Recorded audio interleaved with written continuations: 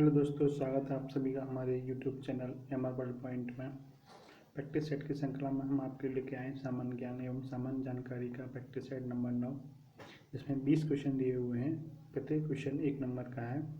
हमारे साथ में आप भी अपना प्रैक्टिस सेट का स्कोर बताइए कमेंट बॉक्स में, आप पे कितने क्वेश्चन सही होते हैं।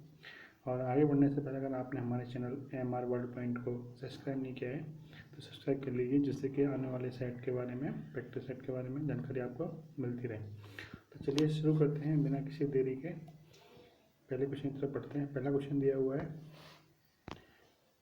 ECG का प्रयोग किसकी गतिविधि दर्ज करने के लिए किया जाता है।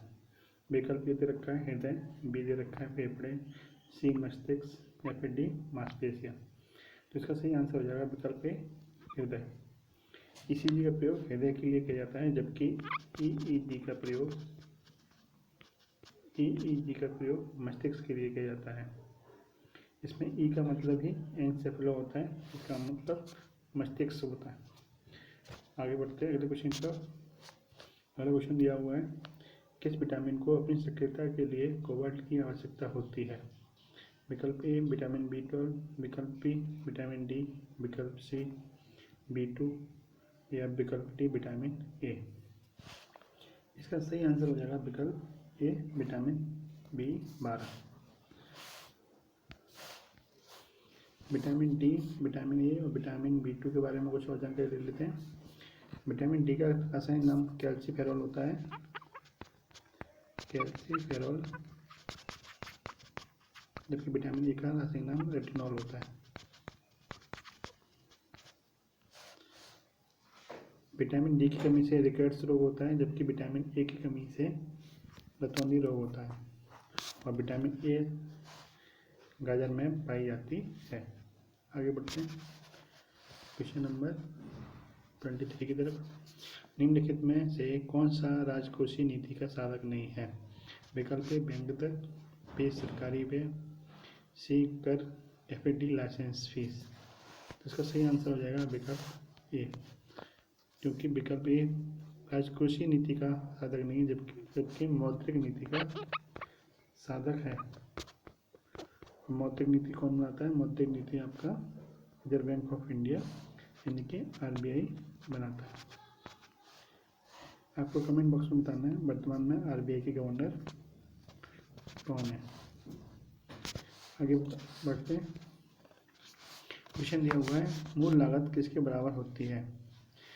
विकल्प ए दे रखा है परिवर्ती लागत में प्रशासनिक लागत का योग, बी परिवर्ती लागत में नियत लागत का योग, सी परिवर्ती लागत में मात्र लागत का योग या फिर डी नियत लागत मात्र का योग। तो इसका सही आंसर हो जाएगा विकल्प ए परिवर्ती लागत में प्रशासनिक लागत का योग। ये आपका सही आंसर होगा।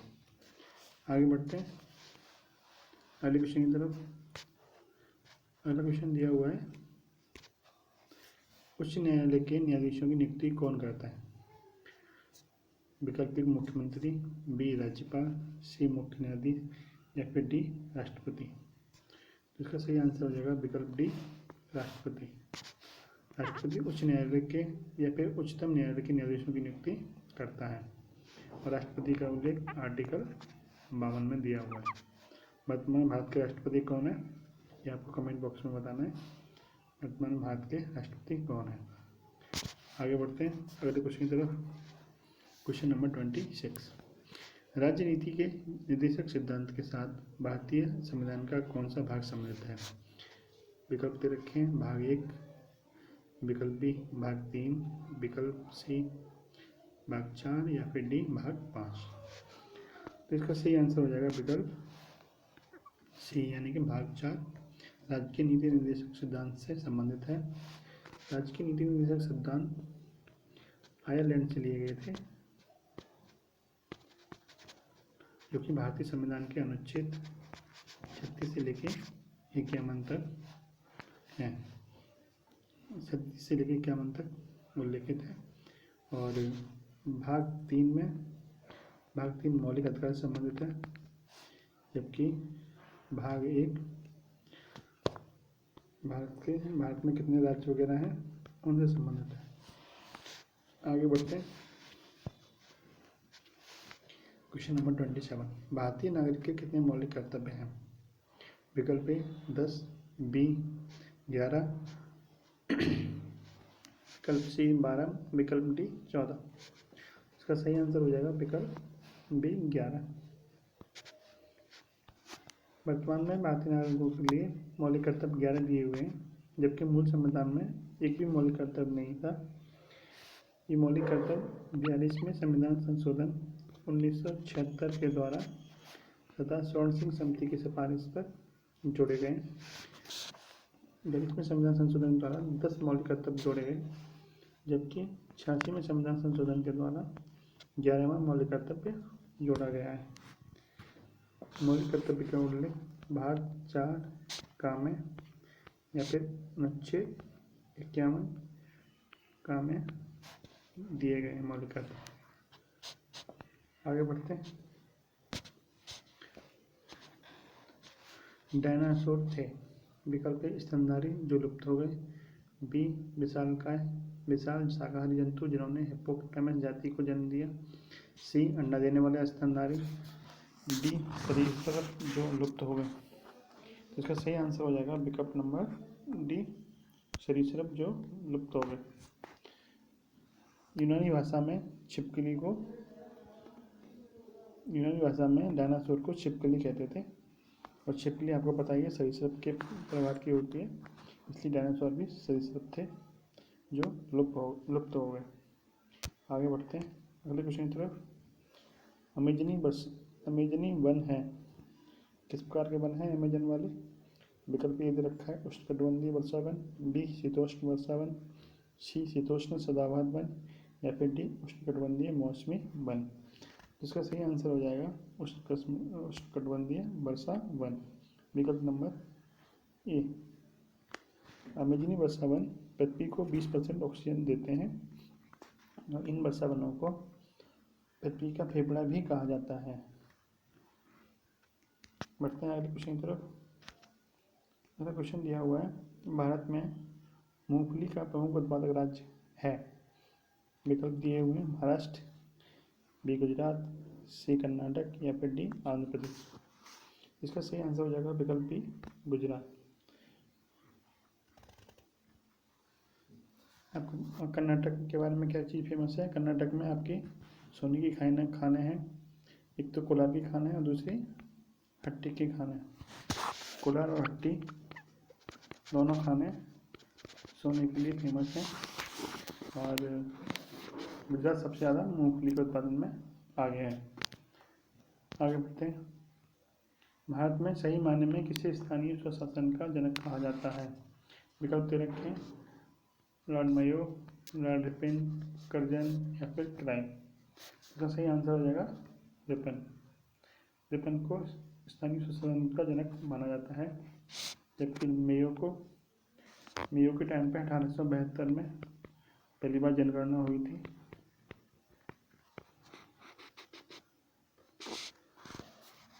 जबकि 10 के आधार पर जनगणना रिपन के टाइम पे 1881 से शुरू हुई थी।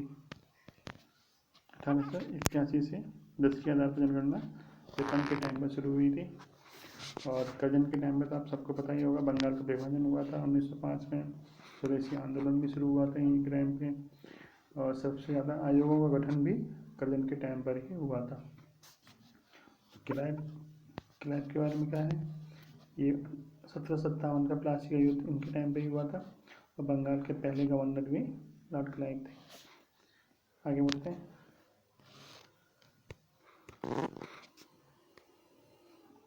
क्वेश्चन दिया हुआ है, निम्नलिखित में कौन व्यवसाय के आधार पर जुड़ा था? विकल्प दे रखे हैं कबीरदास, रामदास, रविदास, या फिर तुकाराम। इसका सही आंसर हो जाएगा कबीरदास। आगे बढ़ते हैं। स्वर्ण मंदिर की स्थापना किसने की थी? विकल्प है अर्जुन देव, बी गुरु गोविंद सिंह, सी गुरु नानक, या फिर डी गुरु तेग बहादुर। तो इसका सही आंसर हो जाएगा गुरु अर्जुन देव। अर्जुन देव ने ही स्वर्ण मंदिर की स्थापना की थी। सिखों के पहले गुरु कौन थे? गुरु नानक पहले गुरु थे, और गुरु गोविंद सिंह 10वें गुरु थे। गुरु तेग बहादुर जो थे वो 9वें गुरु थे। आगे बढ़ते हैं। क्वेश्चन दिया हुआ है, ऑस्कर अवार्ड जीतने वाले पहले भारतीय कौन हैं? विकल्प दे रखे हैं भानु थैया, बी दिलीप कुमार, सी मनोज कुमार या फिर डी राजकुमार। इसका सही आंसर हो जाएगा भानु थैया, विकल्प नंबर ए। इन्हें डैश डिजाइन करने के लिए ही ऑस्कर अवार्ड दिया गया था। अगले क्वेश्चन की तरफ बढ़ते हैं। विजयनगर राजवंश की राजधानी, क्वेश्चन दिया हुआ है विजयनगर राजवंश की राजधानी हम्पी किस नदी किनारे स्थित थी? इसका सही आंसर हो जाएगा आपका हम्पी तुंगभद्रा नदी के किनारे बसा हुआ था। और विकल्प के बारे में जानकारी ले लेते हैं। गोदावरी नदी को दक्षिणी गंगा कहा जाता है, दक्षिणी गंगा, जबकि कावेरी नदी को दक्षिण भारत की गंगा कहा जाता है, भारत की गंगा।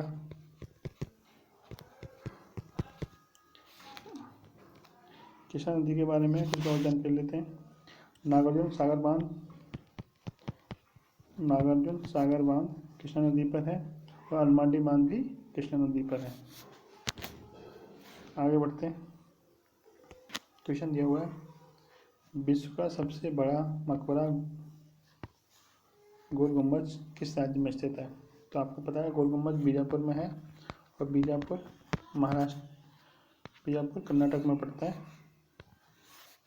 इसलिए विकल्प नंबर ए आपका बिल्कुल सही हो जाएगा। आगे बढ़ते हैं। वर्धमान महावीर का जन्म स्थान कौन सा है?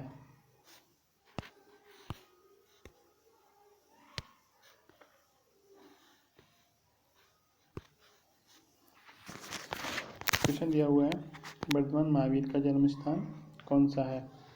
विकल्प दिए हुए हैं कुशीनारा, बी कुंडग्राम, सी राजगृह या फिर डी काशी। इसका सही आंसर हो जाएगा विकल्प नंबर बी कुंडग्राम। कुंडग्राम उस टाइम पे वैशाली में पड़ता था, जो कि भगवान महावीर का जन्म स्थान है। वर्धमान महावीर के पिता का नाम सिद्धार्थ था।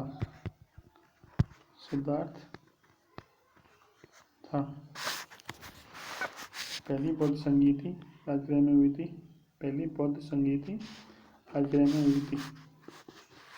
आगे बढ़ते हैं। अगला क्वेश्चन, मानव शरीर में सबसे बड़ी ग्रंथि है? विकल्प दे रखे हैं किडनी, हृदय, यकृत या फिर इनमें से कोई नहीं। मानव शरीर की सबसे बड़ी ग्रंथि यकृत होती है, जबकि सबसे बड़ी अंतःस्रावी ग्रंथि थायराइड होती है। थायराइड सबसे बड़ी अंतःस्रावी ग्रंथि होती है, जबकि मानव शरीर की सबसे बड़ी ग्रंथि यकृत होती है। आगे बढ़ते हैं। निम्नलिखित में कौन सी राष्ट्रीय आय के मापन की विधि नहीं है? विकल्प दे रखे हैं मूल्य वर्धित विधि, बी आय विधि, सी निवेश विधि या फिर डी व्यय विधि। इसका सही आंसर हो जाएगा विकल्प नंबर ए मूल्य वर्धित विधि। अगला क्वेश्चन दिया हुआ है किस मंडल में वायुयान उड़ाने की आदर्श दशा पाई जाती है? विकल्प दे रखे हैं क्षोभ मंडल, बी समता मंडल, सी ओजोन मंडल या फिर डी इनमें से कोई नहीं। तो इसका सही आंसर हो जाएगा विकल्प बी समता मंडल में वायुयान उड़ाने की आदर्श दशा पाई जाती है। इसकी ऊंचाई 18 से 32 किलोमीटर तक होती है। और क्षोभ मंडल के बारे में, क्षोभ मंडल में वर्षा, आंधी, तूफान वगैरह क्षोभ मंडल में आते हैं, जबकि ओजोन मंडल में ओजोन परत पाई जाती है और ओजोन दिवस 16 सितंबर को मनाया जाता है। ये थे आपके 40 क्वेश्चन। आप कमेंट बॉक्स में बताइए आपके कितने क्वेश्चन सही हुए, और आपने हमारे चैनल MR वर्ल्ड पॉइंट को सब्सक्राइब नहीं किया तो सब्सक्राइब कर लीजिए। धन्यवाद।